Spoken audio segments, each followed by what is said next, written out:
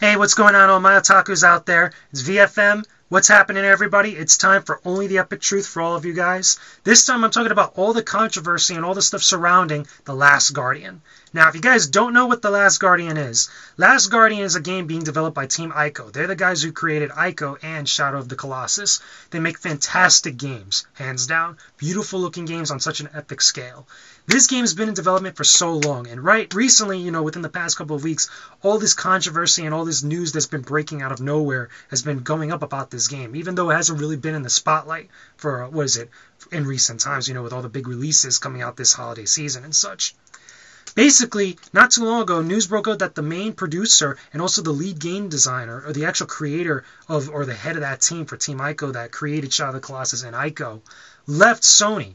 And I believe it was the lead game designer that decided to actually still finish up the game as kind of like freelance or whatnot. Their names escape me, but if you guys know who the guys' names are, put them in the comment section below so everybody knows exactly what we're talking about.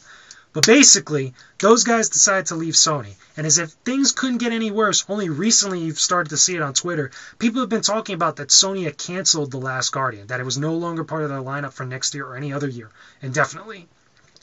Basically, that's completely false. Hands down, recently, Sony made a statement that they're not going to cancel The Last Guardian. And the main reason of that is this, and it's kind of been obvious for some time, and I don't think that they're ever going to cancel this game as long, however long it's actually going to stay in development, is that Sony has put so much time and effort and actual resources into this game for them instead to actually drop it like a bad habit. You're not going to actually work on something for so long and then decide not to really use it anymore. You're going to make do with what you have, or you're at least going to improvise to, accommodate whatever the situation is at the time to actually get this product out there. And that's what I think Sony is doing, because even though those two major players that are part of the team and actually almost the life and blood of this game have actually decided to leave Sony and move on to other things, I'm pretty sure Sony's going to adapt and actually, continue and finish up the work on this game and try to get it out to everybody out there, because everybody's been waiting on this game for years right now. I remember hearing about The Last Guardian like a couple E3s ago where they showed that trailer that everybody was going ballistic over.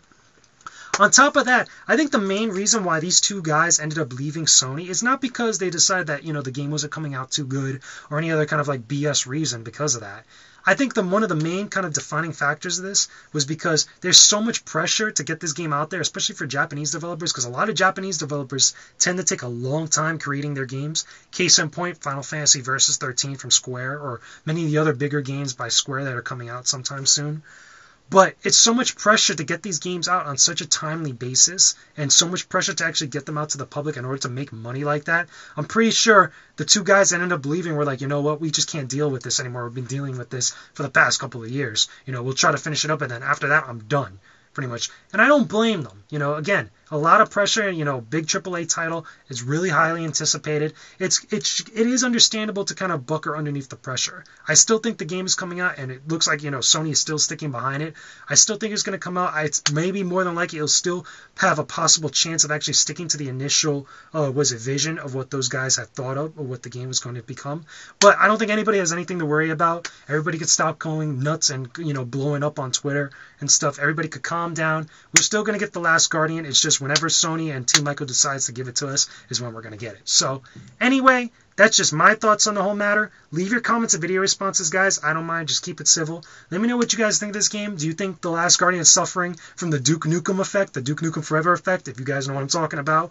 Or if you guys think that we're going to end up getting The Last Guardian a lot sooner now that these guys have left the actual project or have left Sony in general. So put it in the comment section below. I'll talk to you guys again soon. I'm VFM. This has been Only the Epic Truth. I'll talk to you guys again soon. Stay epic, everybody.